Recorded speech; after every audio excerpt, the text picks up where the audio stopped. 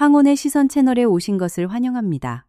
오늘은 시어머니에게 월급 통장을 주지 않자 남편이 나를 한밤중 외곽 국도에 버리고 갔다.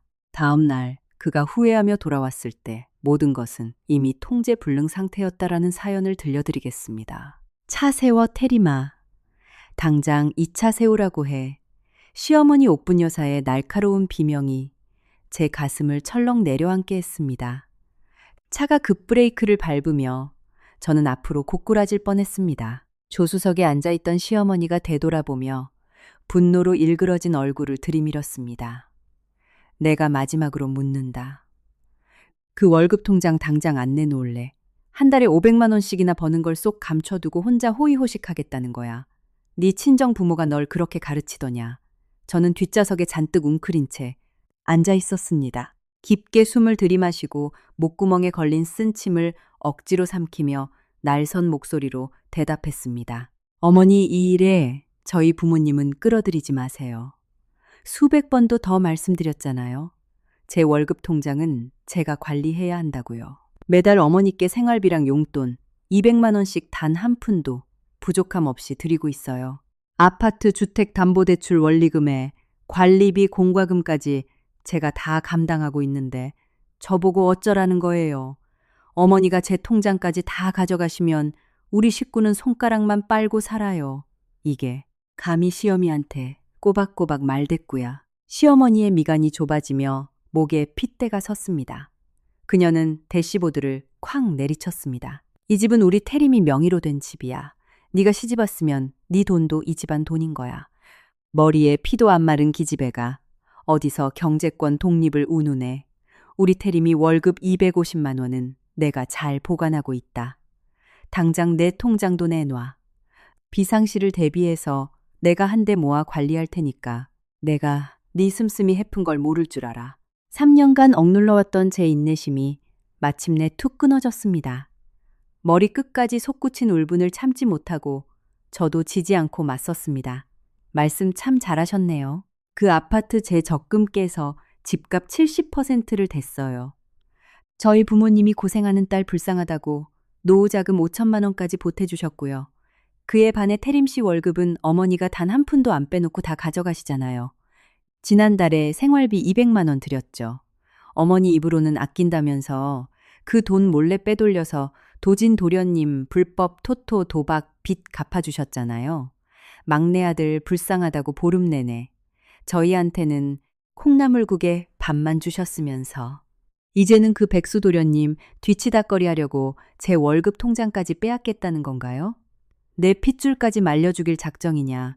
뭐 감히 나한테 누명을 씌워 도진이한테 누명을 씌워 정곡을 찔린 옥분 여사는 당황하더니 이내 극도의 분노로 돌변했습니다.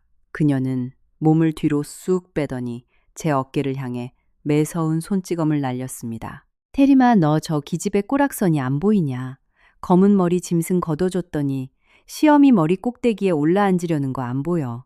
저는 얼얼한 어깨를 감싸 쥐고 운전석에서 굳어있는 남편에게 구원의 눈빛을 보냈습니다. 3년 전 태림은 제 발밑에 무릎을 꿇고 평생 저를 지켜주겠다고 맹세했던 남자였습니다.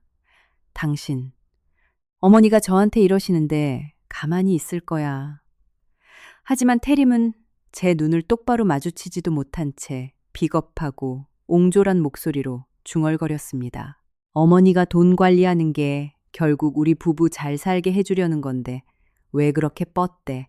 며느리로 들어왔으면 어머니한테 져주는 척이라도 하면 안 돼. 조용히 통장 내드려.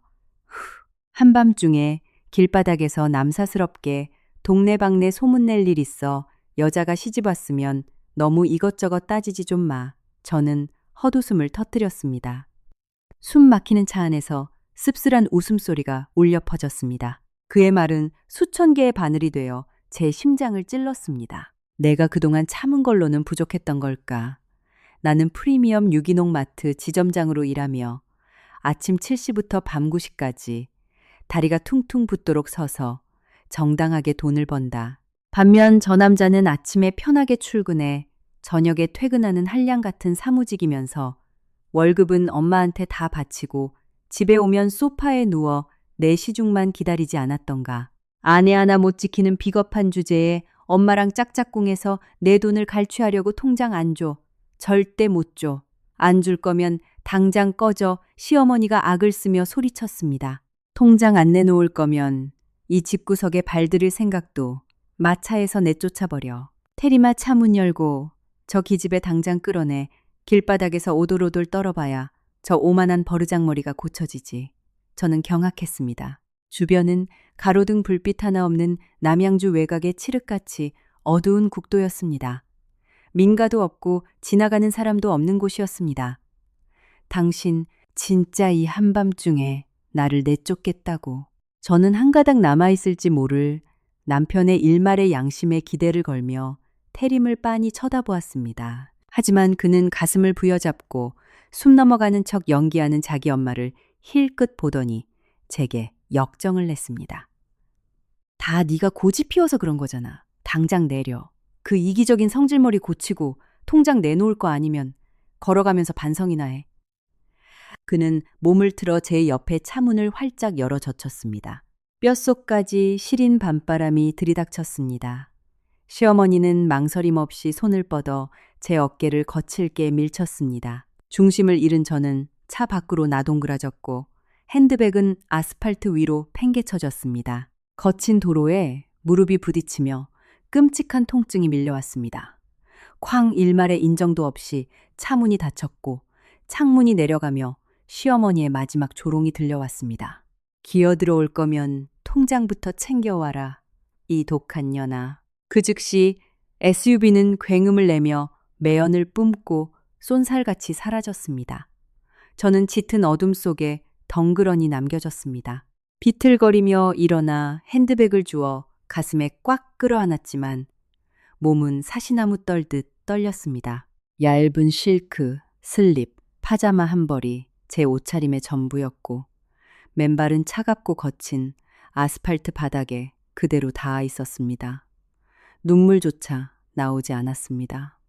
사람이 극한의 억울함에 몰리면 눈물마저 사치라는 것을 깨달았습니다. 칼바람을 맞으며 서 있는 동안 저는 결혼식 날 저를 시집 보내며 자랑스러워하셨던 아버지 학수 씨와 어머니 미령 씨의 눈빛이 떠올랐습니다. 그리고 지금 제 비참한 꼴을 내려다보았습니다. 지난 3년 전은 가족이라는 두 글자를 지키기 위해 비굴할 정도로 인내하며 살았습니다.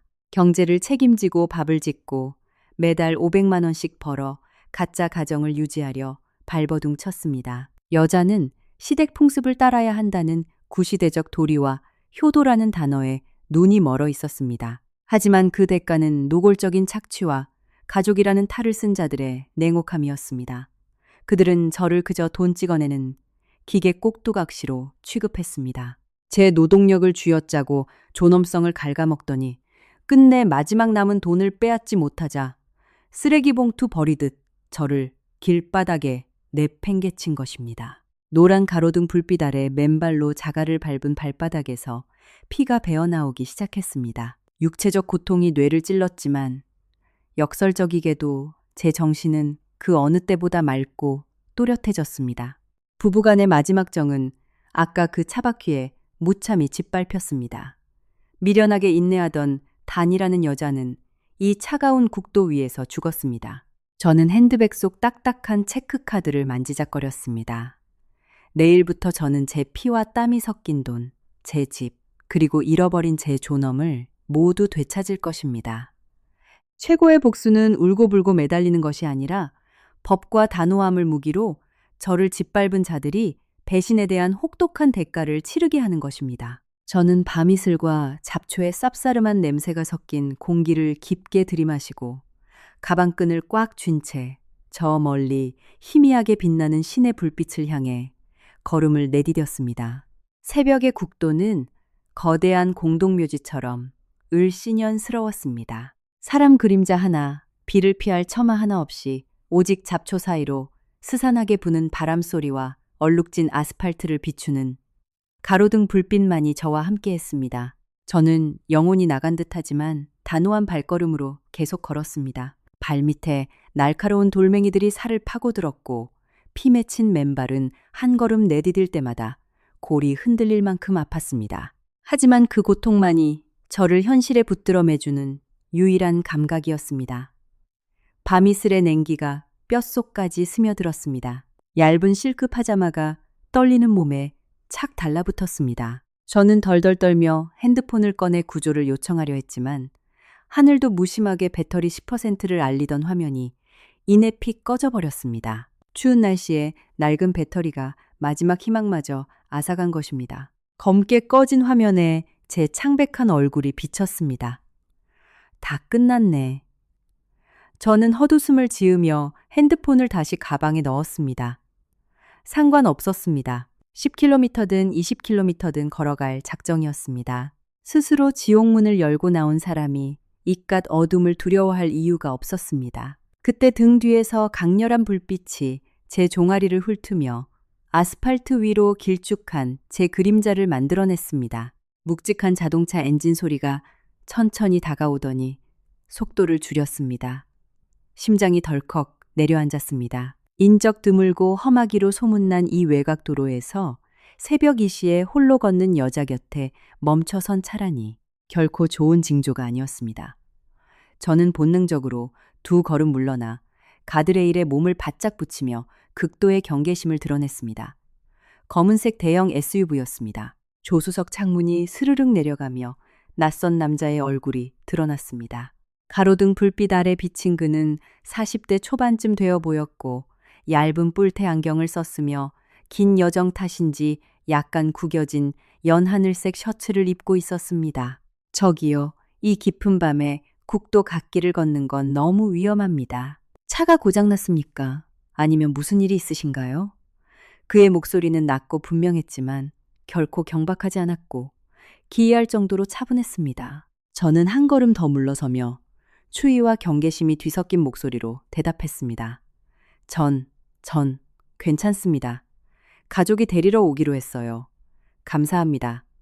남자는 살짝 미간을 찌푸리더니 제 얇은 파자마 차림과 피가 배어나오는 맨발을 빠르게 스캔했습니다.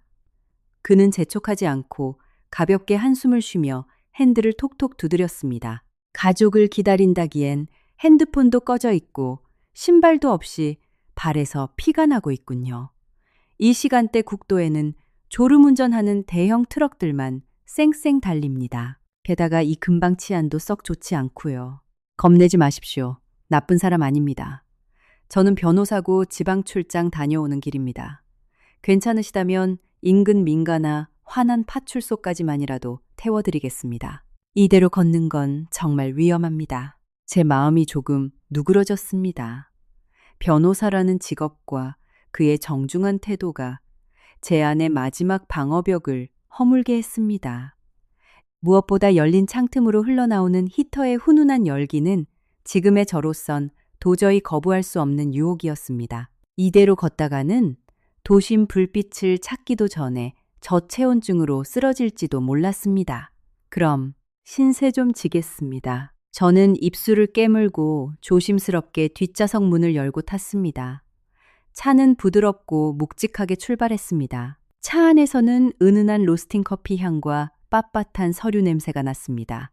낯선 남자는 캐묻지 않았고 그저 조수석에 걸려있던 짙은 회색 캐시미어 코트를 집어 뒤로 건넸습니다. 우선 이거라도 걸치십시오. 차 온도를 좀 낮춰놔서요. 그는 룸미러로 저를 보며 물었습니다. 어디로 가시겠습니까? 친척 집입니까? 아니면 터미널? 저는 묵직하고 깨끗한 남성용 스킨향이 배어있는 코트를 받아 얼어붙은 몸을 감쌌습니다. 갑자기 왈칵 눈물이 쏟아질 것 같았지만 꾹 참았습니다.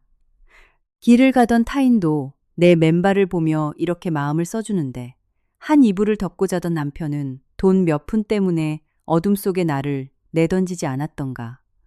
감사합니다. 제 목소리가 메어왔습니다. 집까지 태워주실 필요는 없습니다. 시내에 있는 24시간 편의점 아무 곳에나 내려주시면 됩니다. 핸드폰이 꺼져서 부모님께 연락하려면 전화를 빌려야 해서요. 알겠습니다. 그는 짧게 대답하고 운전에 집중했습니다. 그 후 15분 동안 그는 완벽한 침묵을 지켰습니다. 제가 왜 이런 비참한 꼴로 길거리에 있었는지 단 한마디도 묻지 않았습니다. 그 섬세한 배려에 저는 태어나서 처음으로 완벽히 존중받는다는 느낌을 받았습니다. 시댁에서는 철저히 박탈당했던 그 존중을요.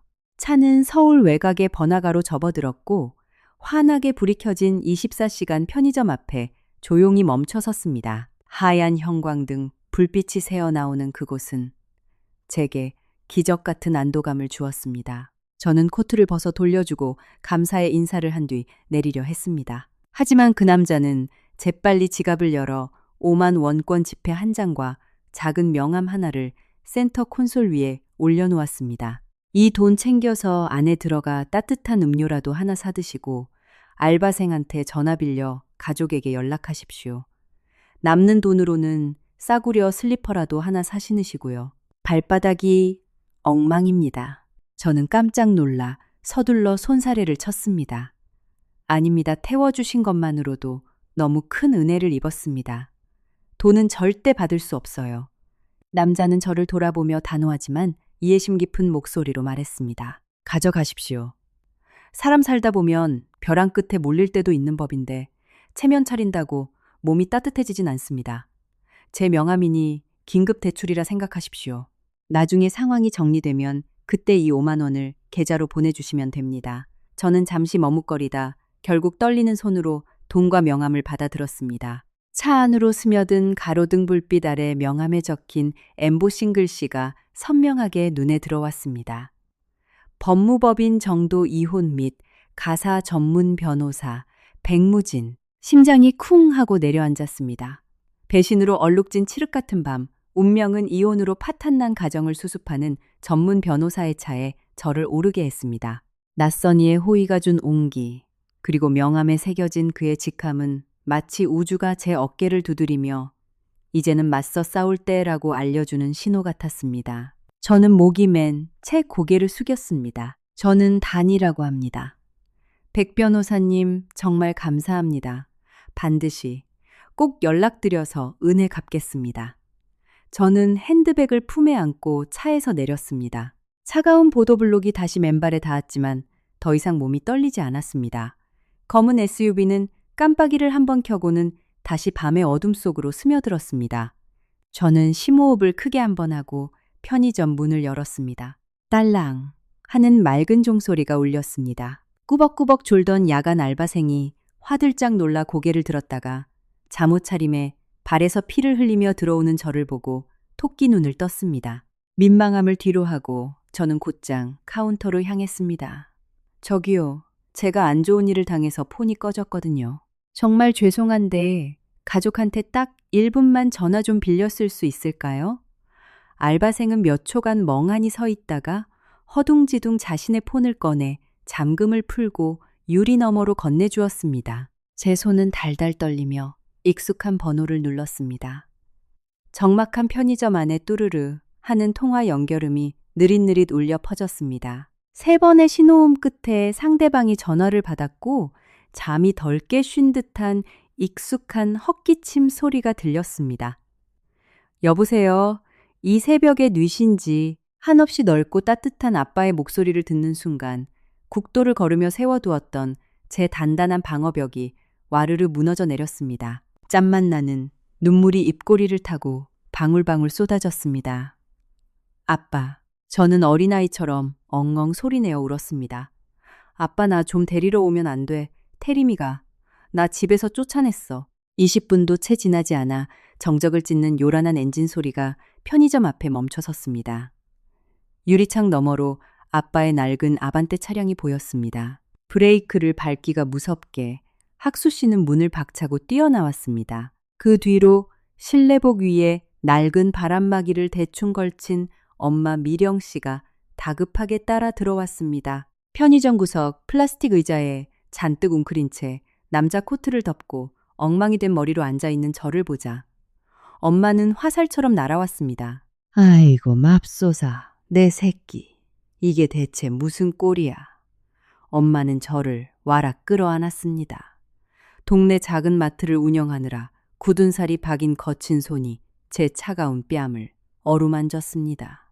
엄마는 오열했습니다. 엄마 옷에서 나는 익숙한 파스 냄새에 서러움이 북받쳐 올랐습니다. 저는 엄마 어깨에 얼굴을 묻고 흐느꼈습니다.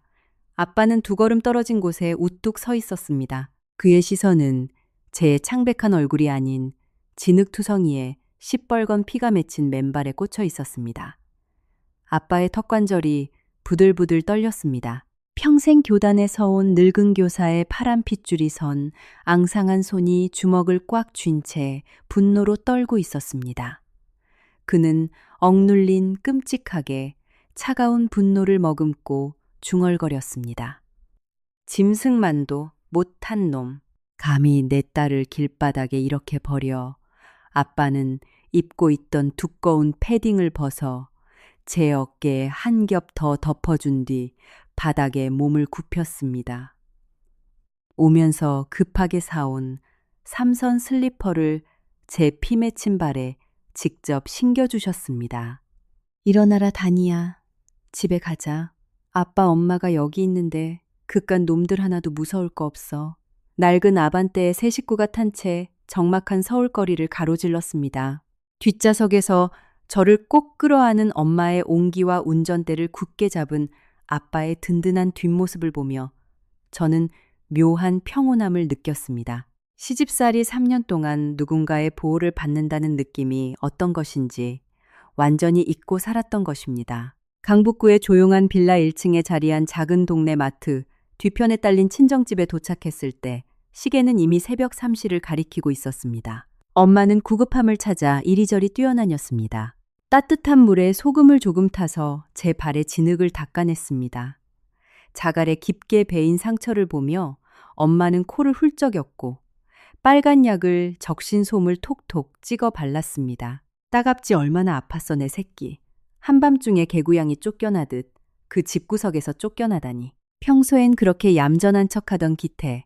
그놈이 어쩜 이리도 천하의 몹쓸 놈일 수가 있니.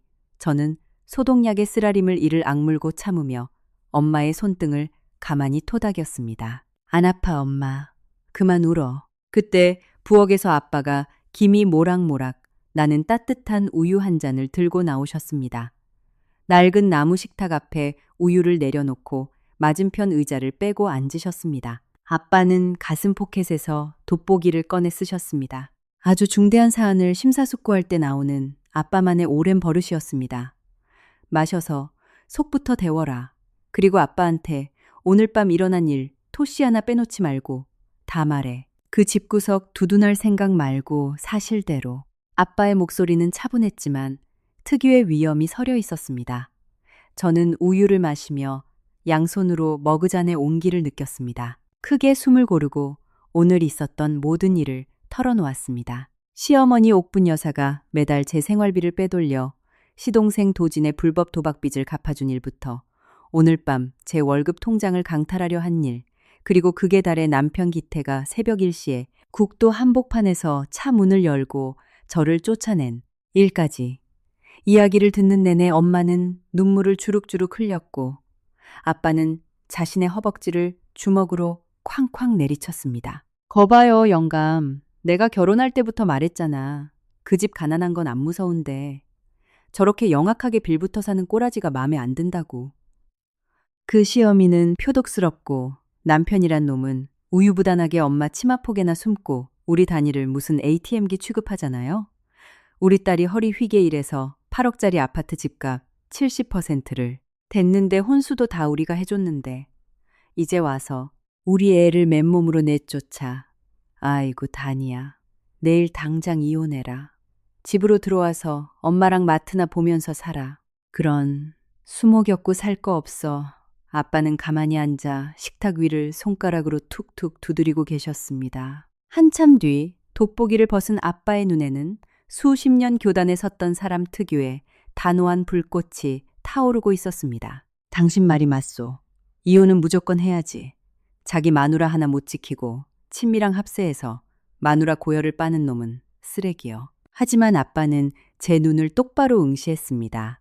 당신 우리 애가 맨몸으로 나가야 한다는 건 틀렸소. 왜 맨몸으로 나가 저는 놀라서 아빠를 쳐다보았습니다. 맨몸으로 나가 저는 놀라서 아빠는 식탁을 손가락으로 쾅쾅 내리치며 또박또박 말씀하셨습니다. 지렁이도 밟으면 꿈틀하는 법이다. 넌 며느리의 도리를 다하려 참았겠지만 그놈들은 널 사람 취급하지 않았어. 다니의 아빠가 묻자 넌 네 피땀, 어린 돈을 그놈들이 통째로 훔쳐가게 내버려둘 참이냐. 제 가슴 속에 던져진 불씨가 맹렬히 타오르는 것 같았습니다. 아빠의 질문은 제가 국도에서 겪었던 그 극도의 억울함과 깨달음을 정통으로 건드렸습니다. 저는 우유 잔을 내려놓고 허리를 꼿꼿이 세웠습니다. 제 목소리는 놀라울 만큼 차갑고 날카로워져 있었습니다. 아니요, 아빠. 전 절대 그렇게 안 당해요. 그 집 제가 유기농 마트에서 다리 퉁퉁 부어가며 모은 돈으로 산 집이에요.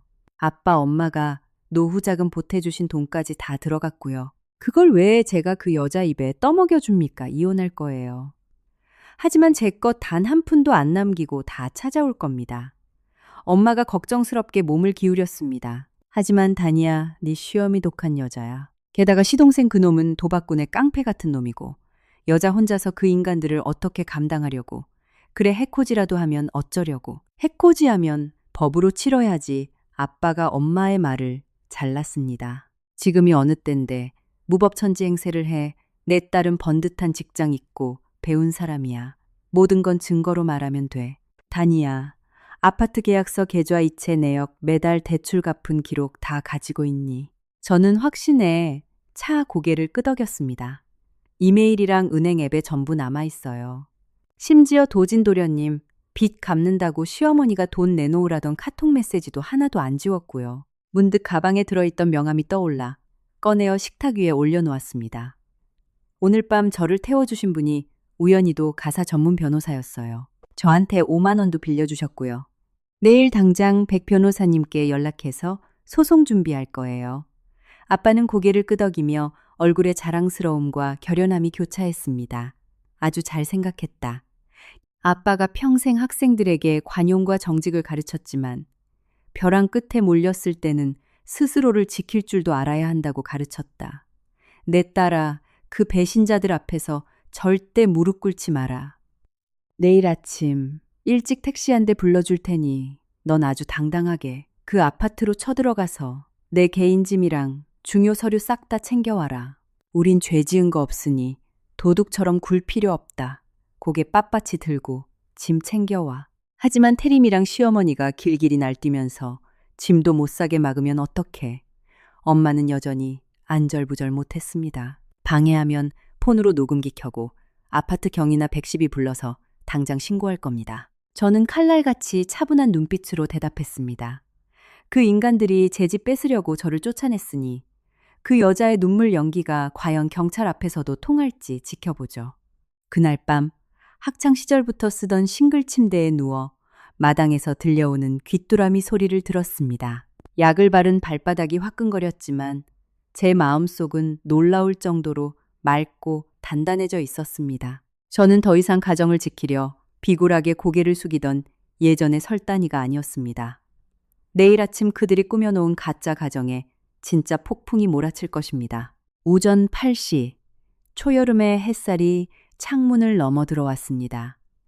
깔끔한 정장으로 갈아입고 머리를 단정하게 묶어 올렸을 때 핸드폰이 울렸습니다. 화면에 태림이라는 이름이 떴습니다. 저는 숨을 고르고 통화 버튼을 누른 뒤 스피커폰으로 돌렸습니다. 어때? 밤새 길바닥에서 좀 떨어보니까 정신이 번쩍 들지. 남편의 목소리는 여전히 가식적이고 오만했습니다. 엄마가 부부정을 생각해서 마지막 기회 주신단다. 이따가 내가 차 끌고 데리러 갈 테니까 차 타자마자 엄마한테 월급 통장 넘겨드려. 네가 고분고분 굴면 어제 일은 엄마가 다 용서해 주신대. 저는 그의 말이 끝나기도 전에 코웃음을 쳤습니다. 됐어. 얌전히 거기 있어. 짐 빼러 가는 길이니까. 저는 그대로 전화를 끊고 수신 차단해버렸습니다. 아빠가 이미 편의점 앞에 택시를 대기시켜 놓으셨습니다. 저는 텅 빈 대형 캐리어를 끌고 그 어느 때보다 차갑고 맑은 정신으로 택시에 올랐습니다. 오전 8시 45분 김포 신도시에 익숙한 12층 아파트 현관문을 열고 들어섰습니다. 내 피땀을 갈아 넣어 대출금의 70%를 갚고 내 손으로 가구 하나하나 골라 채운 8억짜리 내 집, 하지만 이제는 남의 집처럼 서늘하게 느껴졌습니다. 거실에서는 태림이 소파에 누워 폰을 보고 있었습니다. 저를 보자마자 그는 화들짝 놀라며 엄마의 팔꿈치를 툭 쳤습니다. TV를 보던 옥분 여사가 허둥지둥 일어났습니다. 그녀의 얼굴에 곧바로 가증스러운 웃음이 번졌습니다. 아이고, 우리 며느리 왔니? 네, 그럴 줄 알았지. 홧김에 나가더니 하루도 못 버티고 어젯밤엔 애미도 성질이 급해서 그랬다. 이리 와서 좀 앉아봐라. 그녀는 소파를 팡팡 치더니 테이블 위에 있던 빨간색 통장을 하나 들어 제 눈앞에 흔들었습니다. 이거 봐라. 내가 말 안 하려다가 오늘 특별히 보여준다. 네 통장 내놓으라는 게 다 이 적금 통장에 넣으려고 그랬던 거야. 엄마가 여기다 벌써 3천만 원이나 넣어놨잖니.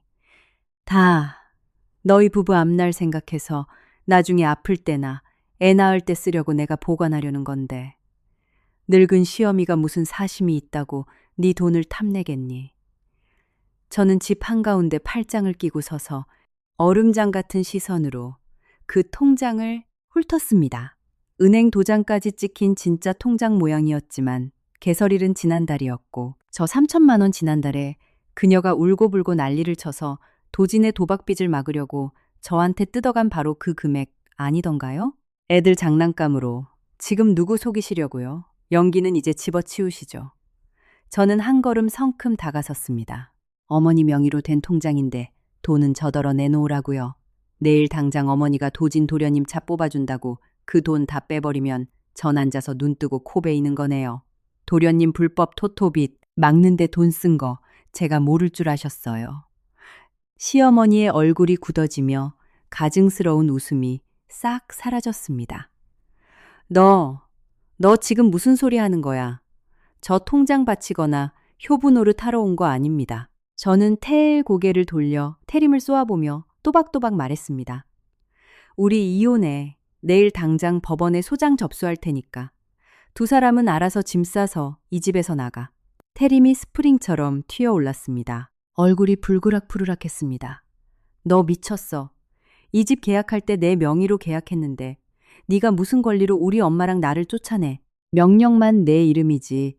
중도금 잔금 포함해서 대출금 70%랑 인테리어 비용 싹 다 내 계좌에서 건설사로 입금됐어. 이체 내역서 단 한 장도 안 빼놓고 다 들고 있으니까 법원에서 기여도 따져서 분할할 거고 네 알량한 지분은 내가 돈으로 청산해 줄게. 이 집은 이제 내 집이야. 초대받지 않은 불청객들은 당장 나가.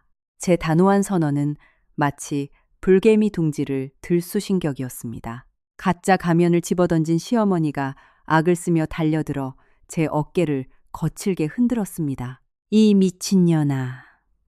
네가 내 아들 집을 뺏으려고 들어 건방진년. 오늘 아주 내가 뼈도 못 추리게 버릇을 고쳐놓마. 저는 힘껏 그녀의 팔을 뿌리쳤습니다. 중심을 잃은 시어머니가 뒤로 비틀거렸습니다. 뒤태 벼랑 끝에 몰린 짐승처럼 두 눈을 시뻘겋게 뜬 그녀는 갑자기 몸을 돌려 제 안방으로 뛰어들어갔습니다. 네 집, 네 물건, 그래, 어디 다 박살내주마. 네가 날 어쩔 건데. 와장창. 날카로운 파요름이 집안을 울렸습니다. 저는 깜짝 놀라 방으로 뛰어들어갔습니다. 원목 마루 위에는 자개로 장식된 보석함, 결혼식 날 친정엄마가 쥐어주신 소중한 예물함, 이 산산조각나 있었습니다. 보석함 안에 있던 300만 원짜리 비취 가락지가 뒹굴며 새동강이 나 있었습니다. 심장이 철렁 내려앉았습니다. 저건 단순한 돈이 아니라 시집가는 딸을 위해 아끼고 아껴 마련해 주신 엄마의 사랑 그 자체였습니다. 시어머니는 숨을 헐떡이며 허리에 손을 얹고 의기양양하게 웃고 있었습니다. 그래, 경찰에 신고해봐. 며느리가 시어머니를 경찰에 신고했다고 온 동네방네 소문내 봐라. 사람들이 네 욕을 하나 내 욕을 하나 뒤따라 들어온 태림도 박살난 예물을 보고 흠칫했지만 본성대로 엄마 편을 들며 찌질하게 굴었습니다. 다니야, 그만해. 엄마가 화나셔서 그런 거니까 너도 꼬박꼬박 대들어서 기름 붓지 마. 그들이 상상했던 것처럼 제가 바닥에 주저앉아 엉엉 울거나 머리채를 잡고 싸우는 대신 저는 아주 차분하게 주머니에서 핸드폰을 꺼냈습니다. 화면에는 지난 15분 동안의 녹음 앱이 선명하게 돌아가고 있었습니다. 저는 흔들림 없는 건조한 목소리로 선을 그었습니다. 태림 씨, 방금 어머니가 부순 비취가락지 우리 엄마가 정확히 300만 원 주고 맞추신 겁니다. 금은방 보증서도 제 금고에 그대로 있고요. 거실 홈캠이랑 이 핸드폰 녹음기에 어머니가 절 협박하고 물건 부수는 소리 전부 다 녹음됐습니다. 형법 제366조 재물손괴죄, 고의로 타인의 재물을 손괴한 경우 형사처벌 대상이죠. 게다가 300만 원이면 충분히 고소하고도 남습니다. 시어머니의 얼굴이 잿빛으로 변했지만 여전히 억지를 부렸습니다. 누구한테 협박질이야. 경찰이 한가하게 고부 갈등이나 신경 쓰는 줄 알아. 가정 불안은 몰라도 증거가 명백한 재물 손괴는 당장 출동합니다. 저는 녹음 파일을 저장하고 보란 듯이 제 개인 이메일로 전송했습니다. 지금 당장 선택해. 태림 씨가 내 계좌로 비취 가락지갑 300만 원을 토스나 카카오페이로 쏘든가, 아니면 내가 지금 바로 112에 전화해서 경찰 불러다 어머니 파출소에 모시고 가 조서 꾸미게 하든가. 골라. 태림의 이마에서 진땀이 뚝뚝 떨어졌습니다. 공기업 계약직으로 일하는 그로서는 경찰 조사 같은 구설수에 휘말리면 직장 생활이 끝장이었습니다. 그는 당황하며 핸드폰을 꺼냈고 엄마의 팔을 끌어당기며 소리쳤습니다. 엄마, 도대체 왜 가만히 있는 남의 물건을 부수고 난리예요? 그러고는 제게 벌벌 떨며 애원했습니다. 다니야, 내가 보낼게. 당장 입금할 테니까 제발 경찰만은 부르지 마. 직장에 소문나면 나 죽어. 입금해. 너희들 삼류 드라마 구경할 시간 없으니까. 저는 차갑게 쏘아붙였습니다. 1분도 채 되지 않아 제 폰에 300원 입금 알림이 떴습니다. 저는 옷장 위에서 대형 캐리어를 끌어내려 제 옷과 노트북 중요 서류들을 닥치는 대로 쑤셔 넣기 시작했습니다. 그동안 시어머니는 사색이 된 채 침대 모서리에 주저앉아 쥐죽은 듯 조용했고, 태림은 구석에 쭈그려 앉아 무기력하게 쳐다볼 뿐이었습니다. 캐리어 지퍼를 경쾌하게 닫은 뒤 손잡이를 당겨 세우고 두 사람을 똑바로 쳐다보았습니다. 오늘은 부서진 물건값 300만 원만 챙겨가지만 이 집 지분 70%는 법정에서 단 한 푼의 애누리 없이 받아낼 테니 준비해둬. 그럼 이만. 캐리어 바퀴 구르는 소리가 경쾌하게 거실을 가로질렀습니다. 콱! 하고 아파트 현관문이 닫히며 그들의 비열한 민낯도 문 뒤로 영원히 격리되었습니다. 3년 만에 처음으로 이 비좁은 아파트 복도의 공기가 그토록 상쾌하고 자유로울 수가 없었습니다. 오전 10시, 30분 초여름의 따가운 햇살이 번화가 한복판에 자리한 법무법인 유리창을 비추고 있었습니다. 저는 친정에 캐리어를 던져두고 서류 뭉치를 든 채 백무진 변호사의 사무실 문을 열었습니다. 사무실은 크지 않았지만 단정하고 위험 있었습니다. 백 변호사는 책상에 앉아 서류를 검토 중이었습니다. 새벽에 흐트러진 모습과 달리 빳빳한 흰 셔츠에 짙은 넥타이를 메고 은퇴 안경 너머로 예리한 눈빛을 번뜩이고 있었습니다. 문이 열리는 소리에 고개를 든 그는 잠깐 놀라는 듯 하더니 이내 부드러운 미소를 지었습니다. 어서 오십시오, 다니 씨. 당당한 그 모습을 보니 무사히 잘 빠져나오셨고 결심도 굳히신 모양이군요. 저는 그의 맞은편 의자를 빼고 앉았습니다. 자리에 앉자마자 저는 가방에서 구김없는 5만 원권 지폐 한 장을 꺼내 책상 위로 밀어주었습니다. 백 변호사님, 은혜는 은혜고 일은 일이죠. 어젯밤 이 5만 원은 제 목숨줄이나 다름없었습니다. 정말 감사합니다. 그는 가볍게 소리내 웃으며 지폐를 지갑에 넣었습니다. 계산이 아주 확실하시군요. 재산 분할 다툼이 치열한 이혼 소송에서는 그런 이성적이고 확실한 태도가 가장 강력한 무기가 됩니다. 그래, 오늘 아침엔 무슨 일들이 있었습니까? 저는 서류 봉투를 탁자에 내려놓고 형광펜으로 꼼꼼히 표시된 서류 뭉치와 작은 USB 하나를 꺼냈습니다. 오늘 아침 그 집에서 제 짐을 싹 뺐습니다. 시어머니가 제 혼수인 비취 가락지를 부채고 저는 재물손괴죄로 경찰에 신고하겠다고 협박하는 과정 전부를 녹음했습니다. 남편을 압박해 배상금 300만 원도 즉석에서 송금받았고요. 짐과 돈 둘 다 챙겼습니다. 이제 이혼 소장을 접수하려 합니다. 가장 중요한 건 아파트 지분 70%와 시어머니가 빼돌린 제 생활비를 되찾는 겁니다. 백 변호사가 눈썹을 치켜 올렸습니다. 그의 안경 너머로 감탄의 빛이 역력했습니다. 그는 USB를 손가락으로 굴리며 말했습니다. 훌륭하네요. 다니 씨의 위기 대처 능력과 증거 수집력은 제가 만난 어떤 의뢰인보다 뛰어납니다. 징징대며 권리만 주장하는 대신 법을 무기로 정면 돌파를 하셨군요. 아주 대담합니다. 하지만 그는 곧 미소를 거두고 하얀 A사 용지와 펜을 꺼내들며 차가운 전문가의 목소리로 돌아왔습니다. 법적으로 들어가면 오늘 아침 300만 원 받아낸 것처럼 쉽지만은 않을 겁니다. 하나씩 뜯어보죠. 첫째 아파트는 혼인 기간 중에 구입한 거죠? 네, 제가 고개를 끄덕였습니다. 하지만 계약금부터 중도금, 잔금 등 70%가 제 계좌에서 건설사로 직행했습니다. 남편은 공동 명의도 아니고 본인 명의로 계약만 했을 뿐이에요. 부부 공동재산 원칙상 상대 측은 5대5 분할을 우길 겁니다. 백 변호사가 종이 위에 동그라미를 쳤습니다. 하지만 민법 제8 139조의 이 재산분할 청구권에 따라 기여도가 핵심입니다. 자금 출처가 다니 씨의 소득과 친정의 지원이라는 입증자료 다 있습니까? 저는 뽑아온 은행 거래 내역서를 들이밀었습니다. 여기 전부 있습니다.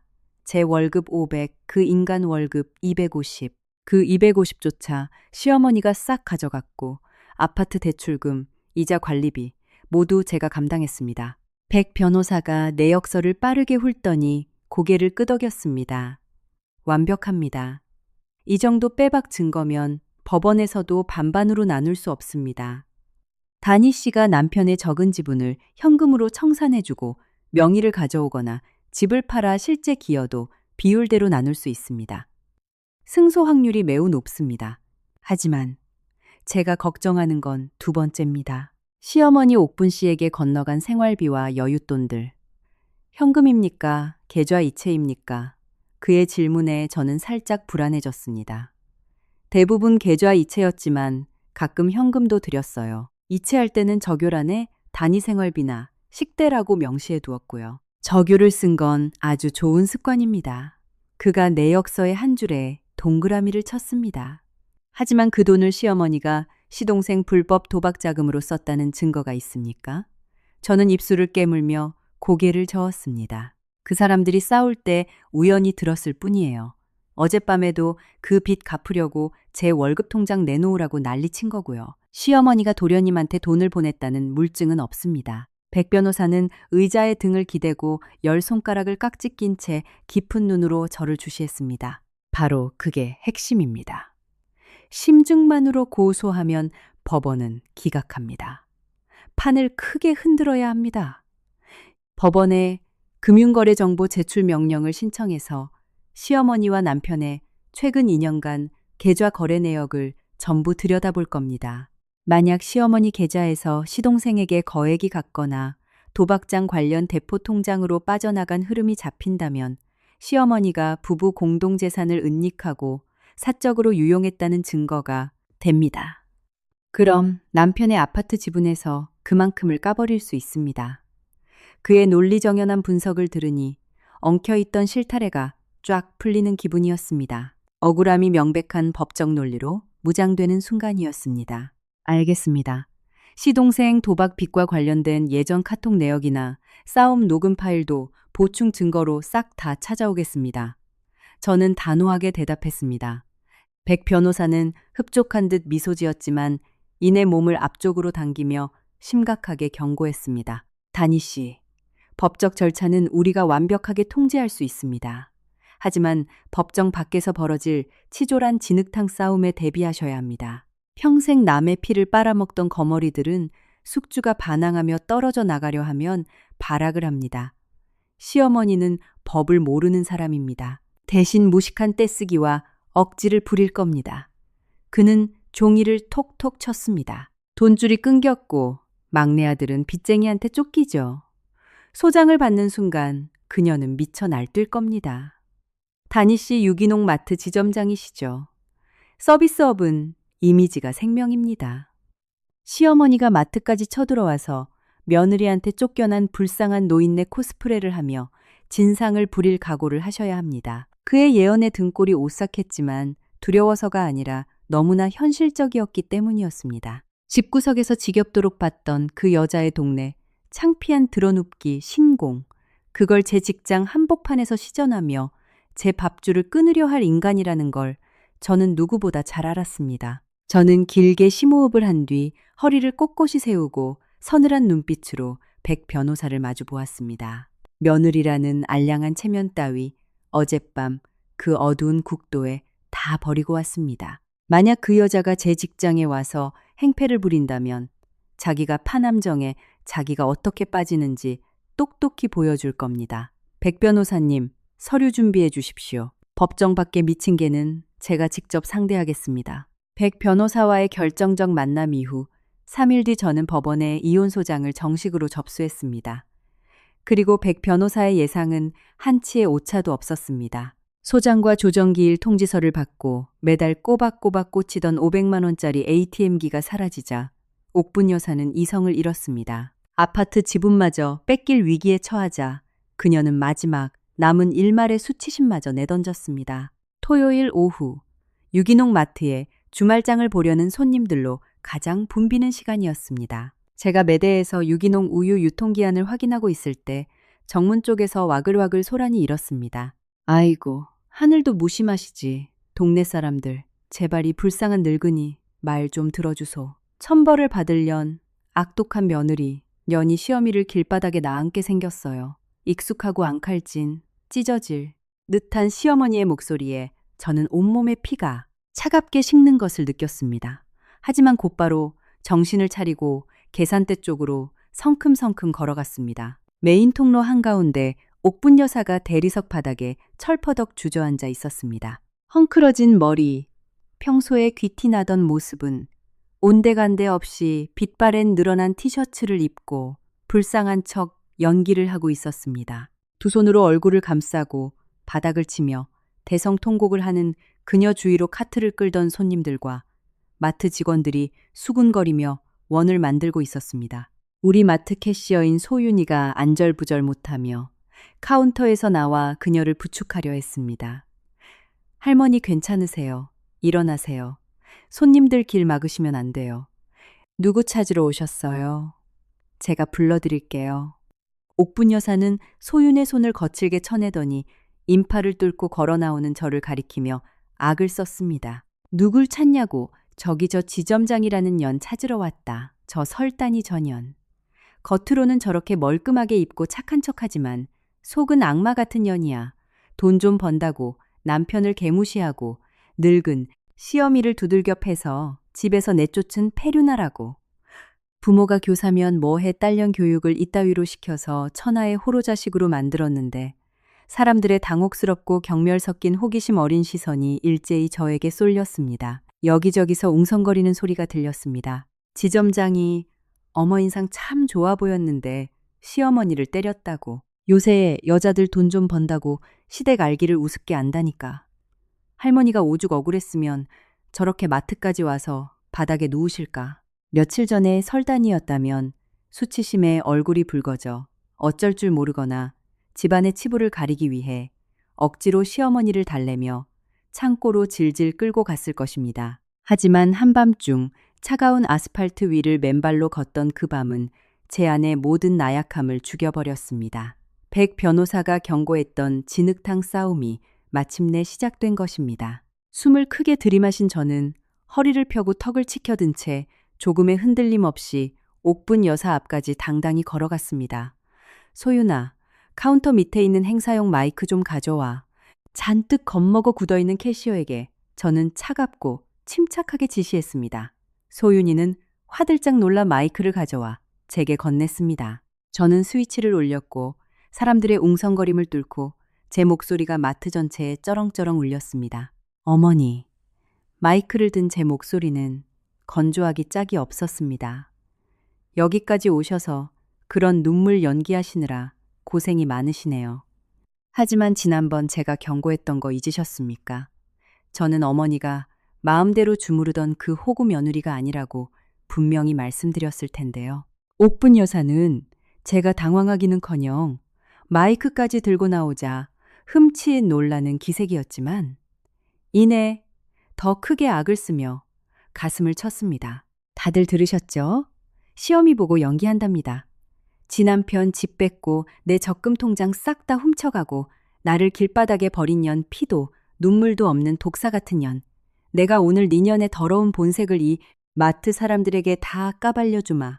저는 비웃듯 입꼬리를 올렸습니다. 바지 주머니에서 핸드폰을 꺼내 마트 천장 스피커 블루투스와 연결했습니다. 위기 상황을 수없이 통제해본 마트 지점장으로서의 짬바가 빛을 발하는 순간이었습니다. 어머니, 제가 집을 뺏고 때려서 내쫓았다고요. 좋습니다. 그럼 여기 계신 고객님들 다 같이 들으시죠. 어머니의 그 불쌍한 연기 뒤에 숨은 진짜 목소리가 어떤 건지. 저는 며칠 전 아파트에서 녹음했던 파일을 재생했습니다. 마트 전체 스피커에서 고음질로 너무나 또렷하게 당시의 폭언이 흘러나왔습니다. 이게 감히 시어미한테 꼬박꼬박 말댔구야. 네가 시집 봤으면 네 돈도 이 집안 돈인 거야. 태림이 월급 250은 내가 보관하고 있으니까 네가 버는 500만 원짜리 통장 당장 내놔. 불쌍한 할머니 행세는 온데간데 없고 날카롭고 표독스러운 옥분 여사의 목소리가 울려 퍼졌습니다. 안 줄 거면 당장 꺼져. 차문 열고 저 기집애 당장 끌어내. 길바닥에서 오돌오돌 떨어봐야 저 오만한 버르장머리가 고쳐지지. 새벽 국도에서 저를 내쫓으며 내지른 짐승 같은 고함. 그리고 와장창 엄마가 주신 300만 원짜리 비취가락지를 박살내는 소리까지. 마트 안은 일순간 찬물을 끼얹은 듯 쥐죽은 듯 고요해졌습니다. 저를 손가락질하며 수군거리던 아줌마 고객들은 입을 떡 벌린 채 바닥에 주저앉아 있는 옥분 여사를 경멸어린 눈으로 쳐다보았습니다. 여론은 순식간에 180도 뒤집혔습니다. 세상에 도박하는 시동생 빚 갚아준다고, 며느리 500만 원짜리 월급 통장을 내놓으라고 패악을 떤 거야. 새벽에 국도에서 며느리를 차 밖으로 내쫓고 혼수까지 부숴 저 할망구. 완전 악마네. 아우 징그러. 어디서 불쌍한 척 사람들을 속이려 들어. 옥분 여사의 얼굴은 불그락 푸르락하다 못해 허옇게 질려버렸습니다. 입술이 사시나무 떨리듯 떨렸습니다. 그녀는 제가 이토록 치밀하게 증거를 모아두고 만천하에 까발릴 줄은 꿈에도 몰랐던 것입니다. 극도의 수치심에 그녀는 비틀거리며 일어나 더듬거리며 소리쳤습니다. 저거 다 조작이야. AI로 내 목소리 합성한 거라고. 인연이 지금 모함을. 동네 사람들, 저 여자가 저를 모함하고 있습니다. 저는 마이크를 대고 호통을 치며 그녀의 변명을 묵살해버렸습니다. 그러곤 카운터 밑에 준비해둔 서류 뭉치에서 은행 거래 내역서를 빼내 허공에 휘둘렀습니다. 은행 직인이 찍힌 명백한 증거였습니다. 이게 바로 그 집값 70%가 제 통장에서 나갔다는 증거입니다. 그리고 이건 며칠 전 어머니가 부순가락지 물어내라고 아들한테서 뜯어낸 300만 원 입금 내역이고요. 옥분, 어머니 똑똑히 들으세요. 전 이미 이혼 소장 접수했고 판사가 다 알아서 판결할 겁니다. 도박꾼, 막내 아들, 빚 갚아줄 돈줄이 끊기니까 여기까지 와서 시어머니라는 권력으로 제 명예를 훼손하고 영업을 방해해서 소송 취하하게 만들 속셈이셨죠. 옥분 여사는 다리가 풀려 비틀거리며 뒤로 물러섰습니다. 물불 안 가리는 막무가내 시전도 이 압도적인 증거 앞에서는 산산조각이 났습니다. 한때 만만하게 보았던 며느리의 도끼에 그녀는 기가 질려버렸습니다. 저는 허리에 차고 있던 무전기를 빼들었습니다. 보안 요원 카운터 쪽으로 당장 와주세요. 악의적으로 영업 방해를 하는 진상 고객이 있습니다. 강제로 끌어내주시고 저항하면 112의 영업방해죄와 명예훼손죄로 당장 신고하세요. 경찰이라는 단어에 옥분 여사는 전기에 감전된 듯 펄쩍 뛰었습니다. 교활하지만 비겁한 본성이 드러났습니다. 그녀는 바닥에 떨어진 자기 가방을 주섬주섬 주워들며 허둥댔습니다. 너 두고 봐라. 이대로 끝날 줄 알아. 그녀는 이빨을 갈며 쏘아붙였지만 주변 사람들의 경멸 어린 시선을 피하며 개걸음으로 뒷걸음질을 쳤습니다. 저는 팔짱을 낀 채 여유로운 미소로 응수했습니다. 네, 법원에서 기다리고 있겠습니다. 안녕히 가세요. 그녀는 유리문을 밀치고 도망치듯 마트를 빠져나가 바쁘게 오가는 찻길 사이로 황급히 모습을 감췄습니다. 빛을 피해 숨어버리는 쥐새끼 같았습니다. 그제야 저는 마이크를 끄고 매장 안의 고객과 직원들을 향해 정중히 90도로 허리를 굽혀 인사했습니다. 고객님들 불미스러운 소란으로 쇼핑에 불편을 끼쳐드려 진심으로 사과드립니다. 지금부터 1시간 동안 결제하시는 모든 분들께 사과의 의미로 10% 추가 할인 쿠폰을 적용해 드리겠습니다. 매장 안에서는 오하는 탄성과 함께 하나둘 박수가 터져 나왔습니다. 몇몇 중년 여성 고객들은 제게 다가와 어깨를 토닥여 주었습니다. 아가씨가 참 대단하네. 여자는 그렇게 살아야 해. 당당하게 등 펴고 저런 것들한테 기죽지 말아요. 사무실로 돌아와 의자에 털썩 주저앉아 길게 한숨이 새어나왔습니다. 책상 아래로 숨긴 제 손은 극도의 긴장감으로 미세하게 떨리고 있었지만 마음속 깊은 곳에서는 짜릿한 승리감이 소용돌이쳤습니다. 백 변호사 말이 맞았습니다. 더러운 싸움을 걸어오는 자에겐 냉철한 머리와 완벽한 증거만이 해답이었습니다. 하지만 시댁 식구들이 이대로 포기할 인간들이 아니라는 것쯤은 알고 있었습니다. 일요일 오전 9시, 마트 난동 사건 다음 날이었습니다. 저는 방에 앉아 아이패드로 옛날 카톡 대화방을 뒤지며 추가 증거를 찾고 있었습니다. 그때 거실에서 웅성거리는 소리가 들렸습니다. 살짝 문을 열고 내다보니 친정 부모님이 예상치 못한 불청객들을 맞이하고 있었습니다. 한 명은 제가 살던 아파트의 통장인 연화 아주머니였고 다른 한 명은 태림의 고모, 즉 경숙 고모였습니다. 참나, 진상 부리기가 실패로 돌아가니 이제는 동네 평화사절단 코스프레를 하며 친정까지 쳐들어와 도리 운운하며 압박할 심산인 게 뻔했습니다. 경숙 고모는 화려한 꽃무늬 블라우스를 입고 과일 바구니를 식탁에 올려놓으며 입에 발린 미소를 지었습니다. 아이고 사돈어른, 부부 사이에 싸움 없는 집이 어딨겠습니까? 칼로 물베기죠. 우리 태림이가 좀 순에 빠져서 엄마 말을 듣는 편이긴 해도 본심은 단이를 끔찍이 아낍니다. 단이가 화난다고 훌쩍 나가버리면 어떡해요. 여자가 시집 갔으면 9은 져주고 하나 챙기는 법이죠. 집안일은 문 닫아놓고 해결해야지. 동네방네 소문내면 제 얼굴에 침 뱉기 아닙니까? 통장 연화 아줌마도 찻잔을 훌쩍이며 거들었습니다. 그럼요. 학수씨, 미령씨, 어제 단이가 마트에서 시어머니 망신을 단단히 줬다면서요. 옥분씨가 그거 듣고 충격받아서 혈압이 200까지 올라가 기절할 뻔했어요.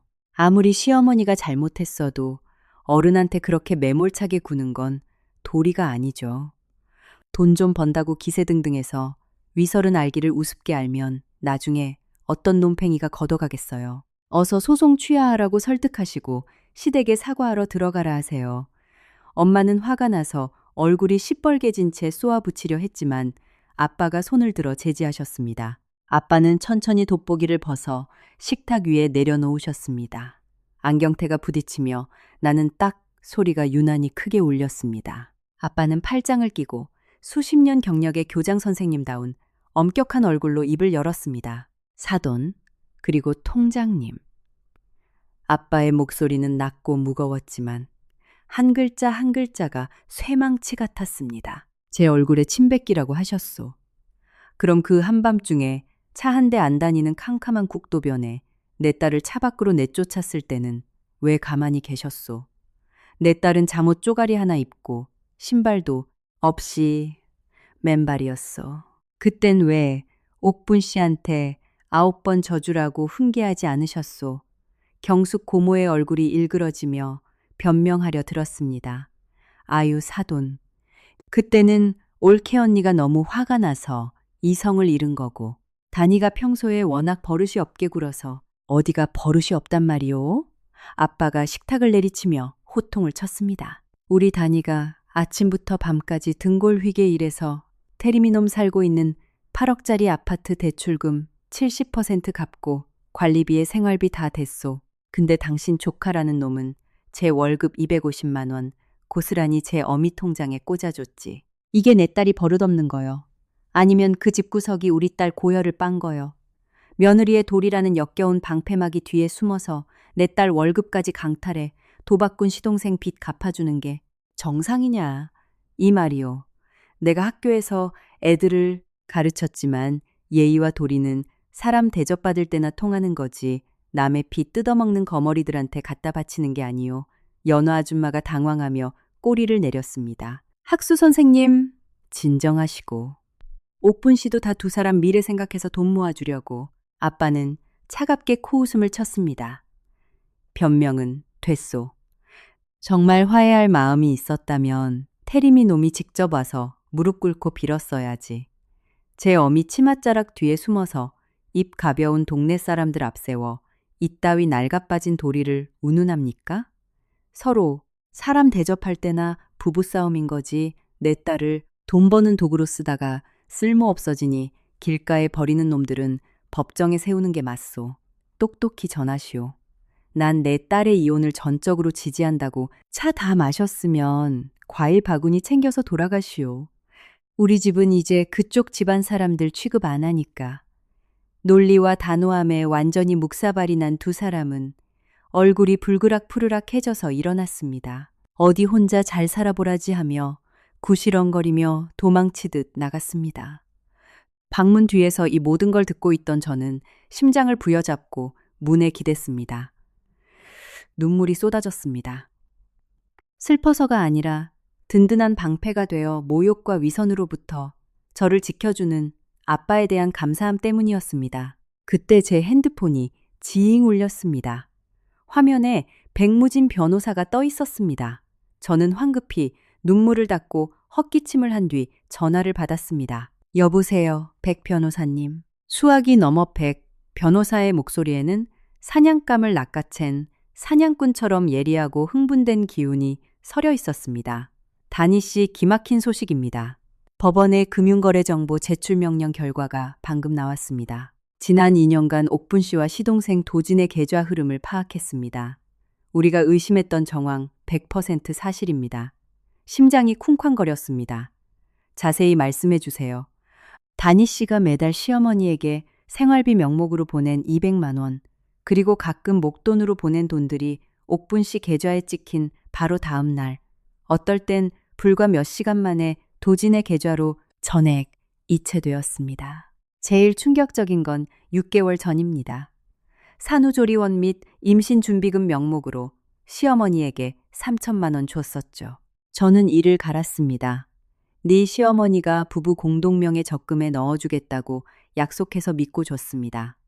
바로 그날 백 변호사는 단호하게 말했습니다. 옥분 씨는 그 3천만 원 중 2천만 원을 중고차 매매단지 계좌로 입금했습니다. 차량 명의자는 시동생 도진입니다. 나머지 1,000만 원은 스포츠, 토토, 불법 도박 사이트와 연관된 대포 통장들로 쪼개져 나갔습니다. 다니 씨, 철저하게 사기당한 겁니다. 그 여자는 며느리의 피 같은 돈으로 막내 아들 차를 사주고 도박 빚을 갚아준 겁니다. 완벽한 재산 은닉 및 사기 행위입니다. 추악한 진실이 까발려지자 저는 소름이 쫙 돋았습니다. 뱃속 깊은 곳에서부터 구역질이 올라왔습니다. 우리 부부의 미래를 위해 보관해주겠다던 그 가증스러운 입, 남편이라는 작자도 뻔히 알면서 자기 엄마의 만행을 덮어준 거였습니다. 백 변호사님, 제 목소리는 얼음처럼 차가웠습니다. 그 증거들 싹 다 묶어서 법원에 정식 증거로 제출해 주십시오.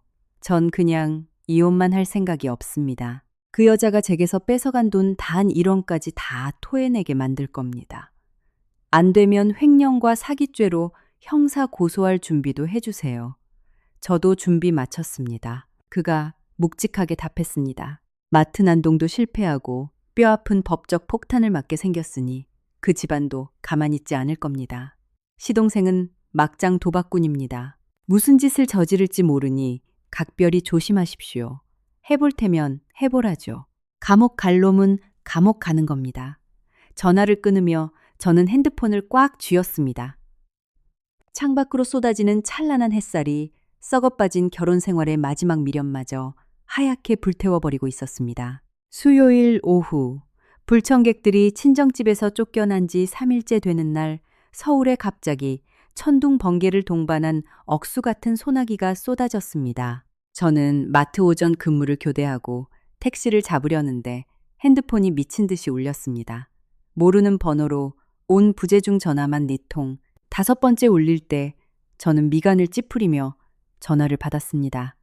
다니야, 나야, 제발 끊지 마. 제발 한 번만 살려줘. 태림이었습니다. 그의 목소리는 잔뜩 쉬어 있었고 극도의 공포에 질려 있었습니다. 며칠 전에 오만방자함도 아내를 어둠 속에 버려두고 쌩안이 떠나던 매정함도 없었습니다. 무슨 일이야? 이혼 얘기 말고는 너랑 할 말 없어. 저는 싸늘하게 대꾸했습니다. 나 지금 네 마트 건너편 커피숍 앞 처마 밑에 있어. 비 다 맞았어. 다니야, 제발 5분만 만나줘. 이건 사람 목숨이 달린 일이야. 내가 다 포기하고 너한테만 매달리는 거야. 그냥 무시하려 했지만 이 치밀한 모자의 다음 속셈이 뭔지 알아둬야 한다는 직감이 들었습니다. 저는 우산을 펴고 거센 비를 뚫고 건너편 커피숍으로 들어갔습니다. 입구를 열자마자 저는 몇 초간 할 말을 잃었습니다. 카페 구석에 웅크리고 있는 태림의 몰골은 처참하기 짝이 없었습니다. 비에 홀딱 젖은 셔츠는 몸에 달라붙어 있었고 머리는 까치집이 된 데다 각각의 패인 두 눈엔 시뻘건 핏발이 서 있었습니다. 일주일도 안 되어 그는 영락없는 노숙자 꼴이 되어 있었습니다. 저를 보자 태림은 용수철처럼 튀어올라 의자를 빼주며 허둥댔습니다. 다니야, 여기 앉아. 비 많이 맞았어. 본론만 해. 너랑 심파극 찍을 시간 없어. 저는 의자에 앉았지만 우산도 접지 않은 채 거리를 유지했습니다. 태림은 마른 침을 꿀꺽 삼키더니 테이블 위에 냅킨을 만지작거렸습니다. 그는 두 손을 모아 싹싹 빌며 떨리는 목소리로 말했습니다. 다니야, 제발 도진이 좀 살려줘. 우리 집안 좀 살려줘. 도진 도련님이 왜 어머니가 새로 뽑아준 중고차 끌고 잘 돌아다닌다며 저는 비아냥거렸습니다. 태림은 제가 차 이야기를 아는 것에 잠깐 놀란 듯했지만 당장 급한 불이 떨어져 패닉 상태였습니다. 도진이가 어젯밤부터 유치장에 갇혀 있어. 그 차 도박 자금 마련하려고 전당포에 맡기고 불법 하우스 도박장에 갔다가 돈을 다 잃었어. 뚜껑이 열려서 옆에 있던 사람 머리를 맥주병으로 내리쳤어. 피해자 지금 뇌진탕으로 대학병원에 입원했어. 그쪽 가족들이 특수상해죄로 당장 경찰에 고소장 접수하겠대. 내일 모레까지 합의금 3천만 원 안 가져오면 절대 합의 안 해준대. 도진이 감방에서 썩게 생겼어. 저는 팔짱을 끼고 가만히 앉아 역겨움이 치밀어 오르는 것을 참았습니다. 아, 결국 돈이 떨어져 바닥을 기니 그 추악한 진실들이 수면 위로 떠오르는구나. 제가 침묵하자 태림은 상체를 숙이며 절박한 눈빛으로 애원했습니다. 다니야, 나도 내가 미친놈인 거 알아. 엄마도 잘못했어. 100번 사죄할게. 그래도 도진이는 내 친동생이잖아. 핏줄인데 감옥 가는 걸 어떻게 보고만 있어. 엄마 통장에 있던 돈은 걔 도박빚 막느라 이미 진작에 다 털렸어. 네가 소송 취하해주면 우리 당장 그 아파트 금매로 넘기든가 내가 대출 땡겨서 네 목 현금으로 쥐어줄게. 제발 그 3천만 원만 먼저 빼줘서 피해자 합의금으로 쓰게 해줘. 평생 네 종 노릇하면서 빚 갚을게. 제 목구멍에서 실소가 터져 나왔습니다. 기쁨의 웃음이 아니라 너무나도 어처구니 없고 멸시가 가득 찬 웃음이었습니다. 저는 눈물이 찔끔 날 정도로 크게 웃었습니다. 태림이 당황했습니다. 너 왜 웃어? 저는 테이블을 주먹으로 내리치고 이를 악물며 내뱉었습니다. 네 그 찌질함이 너무 웃겨서 그런다.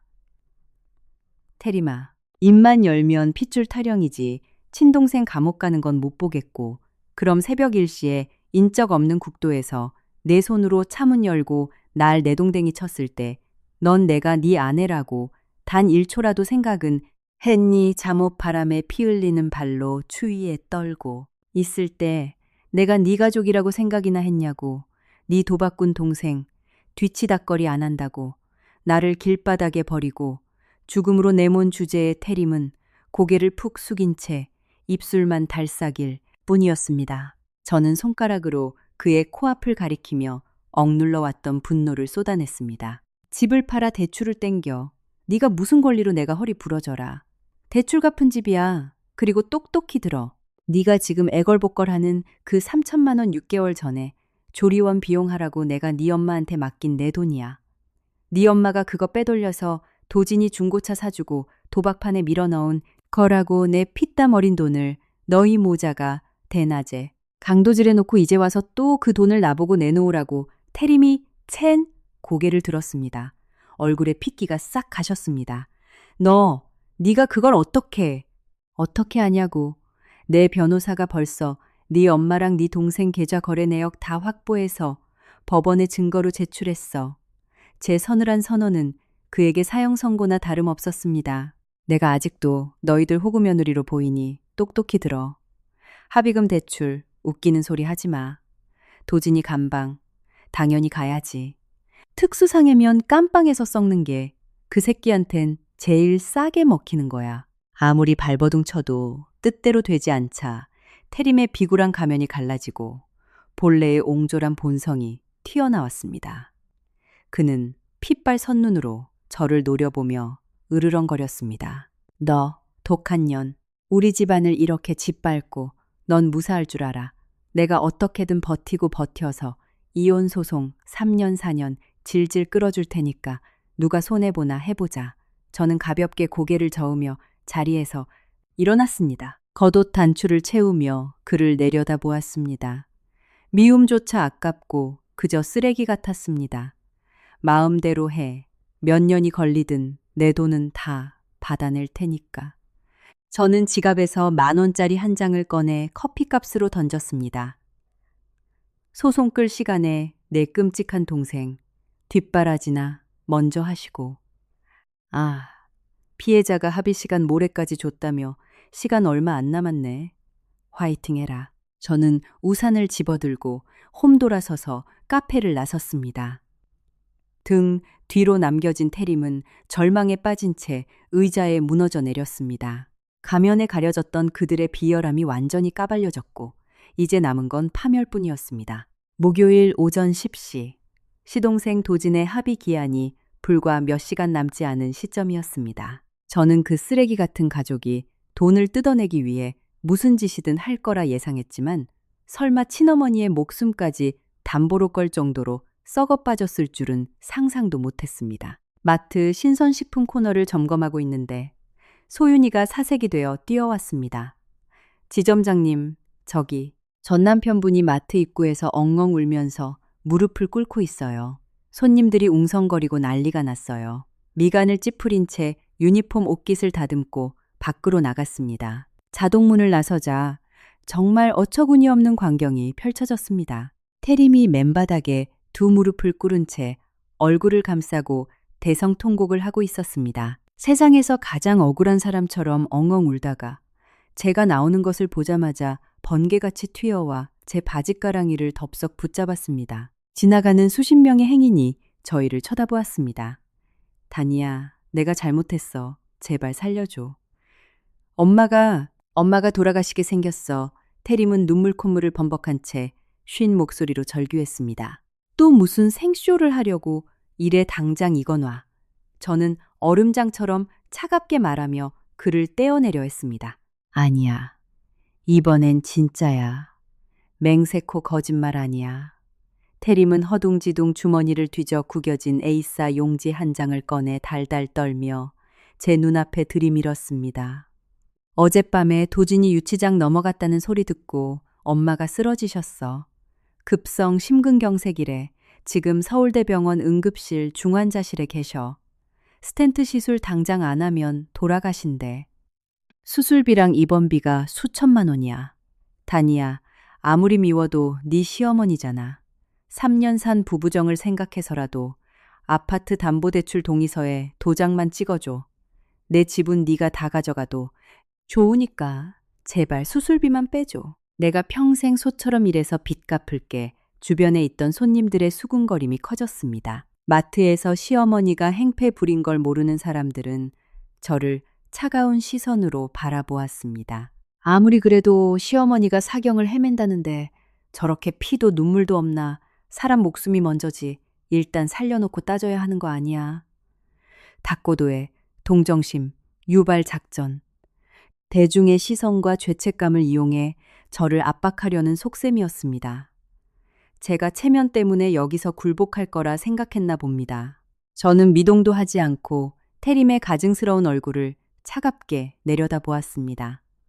그리고 그의 손에 들린 진단서를 확 낚아챘습니다. 상단에는 모 대학병원 마크가 찍혀 있었고 환자명 최옥분 58세, 진단명 급성 심근경색, 즉각적인 스텐트 시술 요망이라고 적혀 있었습니다. 아래에는 담당 의사의 서명과 시뻘건 병원 직인이 찍혀 있었습니다. 얼핏 보면 그럴싸했지만 마트 지점장으로서 수많은 발주서와 계약서를 검토해온 제 눈에 그 조잡한 서류의 허점은 단박에 들어왔습니다. 첫 번째, 허점. 입원 일시가 어젯밤 20일 30이었습니다. 진짜 어머니가 생사를 오가는 중환자실에 있다면 아침 10시에 보호자인 아들이 병원 바닥이 아니라 마트 앞에 와서 진단서를 코팅이라도 한 듯 들고 무릎을 꿇고 있다. 그 마마보이 남편이 두 번째이자 가장 멍청한 실수. 하단에 붉은 직인, 잉크가 번진 자국이나 도장을 꽉 누른 압박 흔적이 전혀 없었습니다. 이건 컬러 프린터로 정교하게 위조한 복사본이었습니다. 저는 진단서를 반으로 쫙 접어 태림의 얼굴에 집어 던졌습니다. 태림아, 제 목소리가 주변을 구경하는 모든 사람의 귀에 꽂히도록 크게 울렸습니다. 어제 커피숍에선 네 동생 합의금 3천만 원 안 주면 징역 간다고 나한테 빌더니 오늘은 우연의 일치로 합의금 기한 마지막 날에 딱 맞춰서 네 엄마가 급성 심근경색으로 쓰러지시고 수술비가 수천만 원이 필요해 시나리오를 짜려면 뇌 좀 굴리지 그랬니. 태림의 얼굴이 사색이 되었지만 그는 계속 우겼습니다. 무슨 소리야. 엄마가 진짜 숨 넘어간다고 못 믿겠으면 나랑 지금 당장 병원 가보든가. 넌 어떻게 사람이 그렇게 피도 눈물도 없냐. 갈 거 없어. 여기서 바로 확인하면 되니까. 저는 주머니에서 핸드폰을 꺼내 서류에 적힌 대학병원 응급의료센터 번호를 눌렀습니다. 그리고 볼륨을 최대로 높여 스피커폰을 켰습니다. 적막한 마트 앞 인도에 통화 연결음이 울려 퍼졌습니다. 네, 오호대학병원 응급의료센터입니다. 안녕하세요. 저는 태림의 이마에 맺힌 땀방울을 똑바로 응시하며 차분히 말했습니다. 환자 조회를 좀 부탁합니다. 어젯밤 9시 반부터 오늘 아침까지 급성 심근경색으로 응급실에 실려온 58세 최옥분 환자 있습니까? 주민번호 앞자리는 66XXXX입니다. 수화기 너머로 타자치는 소리가 타닥타닥 들려왔습니다.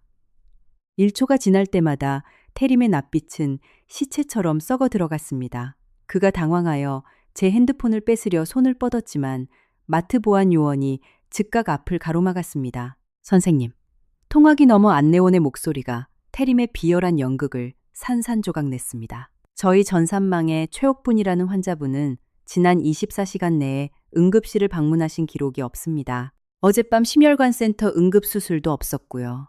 네, 충분합니다. 감사합니다. 저는 통화를 종료하고 폰을 주머니에 넣었습니다. 바닥에 엎드린 채 굳어버린 태림을 향해 싸늘하게 웃어주었습니다. 주변 사람들의 분위기가 순식간에 반전되었습니다. 동정 어린 시선은 모멸감과 분노로 바뀌었습니다. 미친놈 아냐?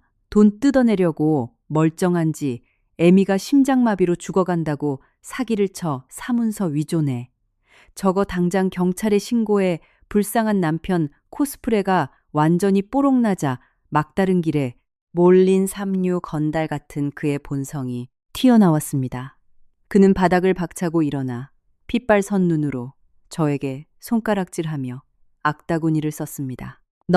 너 2년 우리 집안을 이렇게 짓밟고 네가 멀쩡할 줄 알아. 도진이 감방 가면 내가 널 가만둘 줄 알아. 내가 네 직장 다 박살내고 평생 스토킹해서라도 네 인생 지옥으로 만들어 버릴 거야. 저는 눈 하나 깜짝하지 않고 비웃어 주었습니다. 수십 명 목격자 앞에서 협박을 해.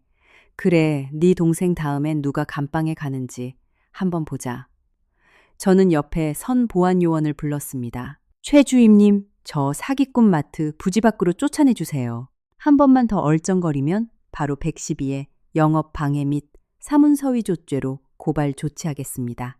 사문서위조라는 말에 태림은 화들짝 놀라며 쥐구멍을 찾았습니다. 경찰서 문턱 넘기를 끔찍하게 두려워하는 그 소심한 공기업 계약직의 찌질함이 어디 가겠습니까?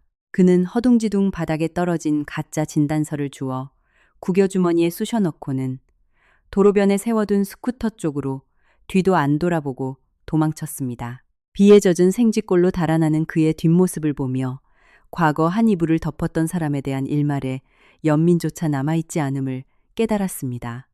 오직 이 더러운 끈을 완벽하게 잘라내겠다는 결연함 뿐이었습니다. 악랄한 연극의 막은 내렸습니다. 이제 법과 정의가 그들이 만들어 놓은 추악한 쓰레기 더미를 깔끔하게 치워줄 차례였습니다. 금요일 오전, 태림의 가짜 응급실 연극이 들통난 다음 날 합의금을 내지 못한 시동생 도진은 구속영장이 청구되어 경찰서 유치장에서 구치소로 이감되었습니다. 마지막 돈줄마저 끊기고 둘째 아들이 감옥에 가게 생겼으니 저는 그 집안이 조용히 처벌을 기다릴 줄 알았습니다. 하지만 저는 옥분 여사의 무식하고도 파괴적인 분노를 과소평가했습니다. 오전 9시 30분 서류를 정리하던 중 엄마에게서 전화가 왔습니다. 폰을 귀에 대자마자 통곡 섞인 비명과 웅성거리는 소리가 귓전을 때렸습니다. 다니아 서울대병원 응급실로 당장 와 네 아빠가 혈압으로 쓰러지셨어. 머릿속이 하얘지며 손에 쥐고 있던 볼펜을 툭 떨어뜨렸습니다. 아빠가 왜 아침에 운동장 나가실 때 멀쩡하셨잖아. 그 옥분이라는 미친년, 그년이 미쳤어. 자기 동네 미장원 아줌마들까지 떼거지로 데리고 네 아빠가 평생 교장으로 계셨던 중학교 정문 앞에 나타났어. 교장 출신 학수가 딸년시켜서 사돈댁 전 재산 강탈하고 시어머니를 폭행했다. 아주 빨간 글씨로 쓴 대문짝만한 현수막을 들고 꽹가리를 쳐댔어. 아빠가 조기축구 다녀오시다가 옛날 제자들, 학부모들 다 보는 앞에서 그 수모를 겪으시고 뒷목 잡고 쓰러지셨어. 목구멍으로 뜨거운 쇳덩이가 솟구쳐 오르는 듯 했습니다. 숨이 턱 막혔습니다. 저는 미친 사람처럼 마트를 뛰쳐나가 택시를 잡았습니다. 차 안에서 손을 바들바들 떨며 백 변호사에게 전화를 걸었습니다. 눈물은 나지 않았지만 이를 너무 꽉 깨물어 입술에 피가 배어 나왔습니다. 15분 뒤 저는 응급실 문을 밀치고 들어갔습니다. 코를 찌르는 소독약 냄새 사이로 하얀 침대에 누워 계신 아빠가 보였습니다. 파리해진 얼굴에 산소호흡기를 달고 계셨고 주름진 손등에는 수액 바늘이 꽂혀 있었습니다. 침대 옆에 엎드린 엄마는 눈이 퉁퉁 부은 채 오열하고 있었습니다. 발소리를 들은 아빠가 천천히 눈을 떴습니다. 제 얼굴을 본 아빠는 쉰 목소리로 저를 불렀습니다. 다니야. 저는 침대 옆에 털썩 무릎을 꿇고 차가워진 아빠의 손을 두 손으로 꼭 쥐었습니다. 그날 밤 쫓겨났을 때 이후 처음으로 뜨거운 눈물이 뺨을 타고 뚝뚝 떨어졌습니다. 아빠, 미안해. 내가 그 미친 인간들 진작에 안 끝내서 아빠 엄마를 욕보이게 만들었어. 내가 불효자야. 아빠는 힘겹게 고개를 저으셨습니다. 떨리는 손을 빼내어 제 머리를 쓰다듬으셨습니다. 평생을 청렴결백한 교육자로 살아오신 노교사의 눈가에서 억울하고 참담한 눈물이 흘러내렸습니다. 네 잘못이 아니다. 아빠는 괜찮다. 그저 우리 딸이 불쌍해서 우는 거다. 이렇게 반듯하고 자존심 강한 내 새끼가 지난 3년 동안 저런 독사 같은 족속들 틈에서 얼마나 숨이 막혔을꼬. 아빠, 마음이 찢어진다. 아빠의 한마디 한마디는 수만 개의 비수가 되어 제 심장을 후벼 팠지만 동시에 제 안에 남아있던 일말의 인내심마저 완전히 태워버렸습니다. 저는 벌떡 일어나 손등으로 눈물을 거칠게 훔쳤습니다. 제 눈동자엔 이제 타는 듯한 살해에 가까운 분노만이 남았습니다. 지렁이도 밟으면 꿈틀한다고 했지. 내 돈을 훔쳐간 건 법으로 갚아주려 했지만 내 인생에서 가장 존경하는 우리 아빠의 명예를, 그것도 평생을 바친 학교 앞에서 짓밟아 그 짐승만도 못한 죗값이 뭔지 똑똑히 보여줄게. 그때 짙은 네이비 정장을 입은 백무진 변호사가 응급실로 들어왔습니다. 그의 손에는 두툼한 서류철이 들려 있었습니다. 상황을 파악한 그의 눈빛은 맹수처럼 날카롭게 번뜩였습니다. 다니 씨, 제가 연주를 동원해 학교 앞 방범 CCTV와 목격자 핸드폰 촬영 영상 전부 확보했습니다. 현수막을 들고 아버님을 모욕한 행위, 이건 단순한 가사소송이 아닙니다. 형법 제307조 사실적시 혹은 허위사실유포 명예훼손, 제311조 모욕죄, 거기에 업무방해죄까지 결합된 명백한 형사범죄입니다. 백 변호사님, 저는 이빨 사이로 단어 하나하나를 씹어뱉듯 말했습니다. 단 1분 1초도 지체할 수 없습니다. 당장 쳐넣어 주세요. 미리 긴급 고발장 작성해 왔습니다. 백 변호사가 서류를 내밀었습니다. 여기에 서명하십시오. 아버님이 충격으로 응급실에 실려온 병원 진단서까지 덧붙여 관할 경찰서에 다이렉트로 꽂아버리겠습니다. 영상 증거가 너무 명백해서 빼도 박도 못합니다. 저는 서류에 볼펜이 찢어질 듯 강하게 서명했습니다. 그날 오후 관할 경찰서 형사과. 옥분 여사는 여전히 정신을 못 차리고 조사실 의자에 다리를 꼬고 앉아 자기와 동행한 아줌마들과 큰 소리로 떠들고 있었습니다. 그냥 학교 앞에서 소리 좀 지르다 돌아가면 며느리가 벌벌 떨며 합의금을 줄 거라 착각했던 그녀는 경찰차가 집에 들이닥쳐 수갑을 채우려 하자 기겁하여 끌려온 참이었습니다. 저와 백 변호사, 그리고 담당 형사가 조사실 문을 열고 들어서자 옥분 여사가 벌떡 일어나 삿대질을 해댔습니다. 너 아주 경찰 빽 믿고 시어미를 유치장에 가둬. 내가 뭘 잘못했는데 네 애비가 널 시켜서 내 아들 집 뺏으려 하니까 내가 억울해서 동네방네 알린 것뿐이다. 쾅 담당 형사가 책상 위에 두꺼운 사건 철을 내리치며 호통을 쳤습니다. 최옥분 씨, 여기 경찰서입니다. 앉아서 조용히 하세요. 중학교 정문 앞에서 현수막 걸고 교장 선생님이던 피해자를 모욕한 혐의. 그게 형사 범죄인 줄도 모릅니까? 옥분 여사는 흠칫했지만 뻔뻔하게 대꾸했습니다. 범죄는 무슨 얼어 죽을 민중의 지팡이면 나 같은 힘없는 노인네를 보호해야지. 저 며느리년이 내 아들 집을 뺏고 날 길에 내몰았는데 내가 억울해서 하소연 좀 한 게 죄요. 백 변호사가 차분하지만 압도적인 포스로 앞으로 나섰습니다.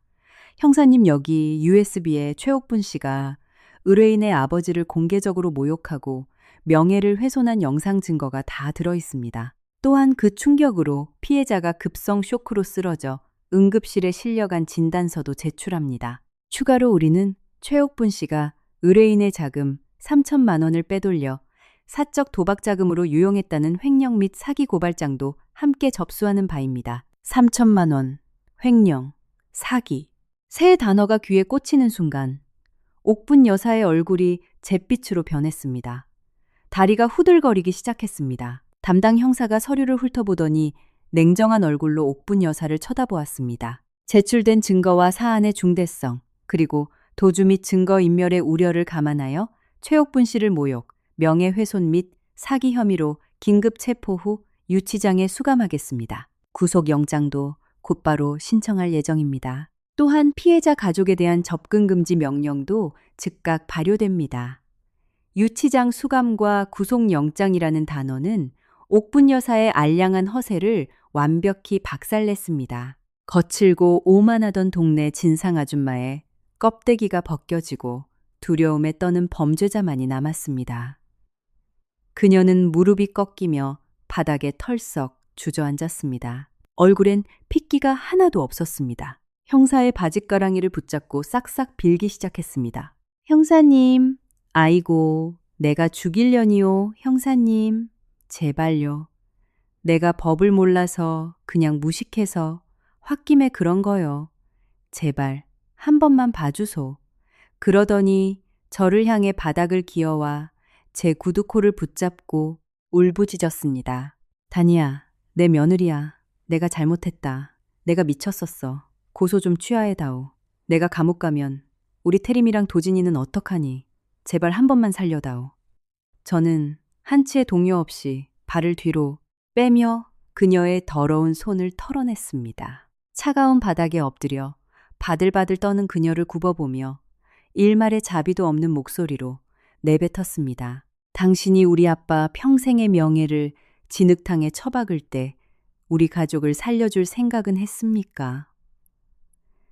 한밤중 국도 한가운데서 나를 발로 찰 때 며느리라는 생각을 단 1초라도 했습니까?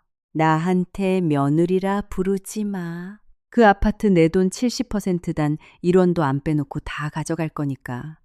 네 막내 아들은 이미 간방 갔고 이제 당신이 그 안에서 평생 속죄할 차례야. 법 앞에 눈물 연기는 안 통하니까 변호사나 알아보시지. 그때 태림이 사색이 되어 경찰서 문을 열고 뛰어 들어왔습니다. 2명의 경찰에게 양쪽 팔이 잡혀 유치장으로 끌려가는 자기 엄마를 보고 그는 절망에 찬 얼굴로 저에게 달려왔습니다.